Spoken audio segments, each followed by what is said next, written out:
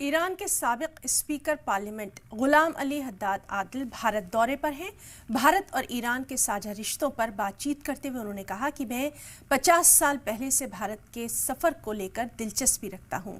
साथ ही उन्होंने कहा कि पिछले 50 सालों में ये मेरी हिंदुस्तान की 50वीं यात्रा है। उन्होंने मजीद कहा कि भारत में फ़ारसी ज़बान की अपनी एक अलग ख़ास अहमियत है।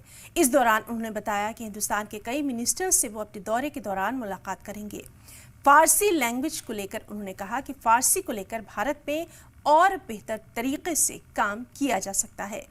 डॉक्टर गुलाम अली हद्दाद आदिल ने फ़िलिस्तीन के मसले को लेकर कहा कि ईरान फ़िलिस्तीन में जाकर खुद ज़मीनी लड़ाई नहीं लड़ेगा, क्योंकि फ़िलिस्तीनी लोग अपने हक़ की लड़ाई खुद लड़ रहे हैं।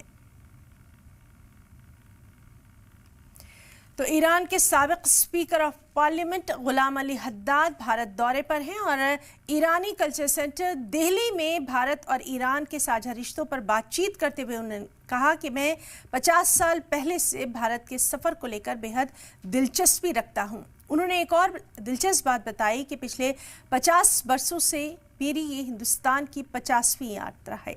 साथ ही फ़ारसी ज़बान को लेकर उन्होंने कहा कि भारत में फ़ारसी ज़बान की अपनी एक ख़ास अलग अहमियत है। इस दौरान उन्होंने कहा कि हिंदुस्तान के कई वुज़रा से वो अपने दौरे के दौरान मुलाकात भी करेंगे। फ़ारसी ज़बान व अदब को लेकर उन्होंने कहा कि फ़ारसी को लेकर हिंदुस्तान में और बेहतर तरीके से काम किया जा सकता है। डॉक्टर गुलाम अली हद्दाद ने फ़िलिस्तीनी मसले को लेकर कहा कि ईरान फ़िलिस्तीन में जाकर खुद ज़मीनी लड़ाई नहीं लड़ेगा, क्योंकि फ़िलिस्तीनी लोग अपने हक़ की लड़ाई खुद लड़ रहे हैं और उनके इस दौरे पर लगातार सभी की नज़रें लगी हुई हैं। तो ईरान के साबिक speaker of parliament Ghulam Ali Haddad Adil Bharat दौरे पर हैं।